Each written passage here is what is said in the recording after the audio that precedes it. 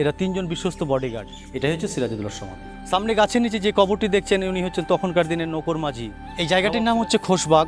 তো আপনাদেরকে আমি এই খোশবাগ সম্বন্ধে মানে সিরাজ বলুন, আলীবর্দী এবং তার সপরিবার তাদের কিছু সংক্ষেপে ইতিহাস আপনাদেরকে দেখাবো একের পর এক। এখানে আছে মোট 34 জনের সমাধি। তো প্রথমের কবরটাই দেখে নেবেন সবাই মিলে আপনারা। নবাব আলীবর্দী খাঁর মিসেসের কবর এটা। এনার নাম সারিফুন্নেসা বেগম। এবং তার পরবর্তী পাশের কবরটি সিরাজউদ্দৌলার মার কবর রয়েছে ওখানে, আমিনা বেগম।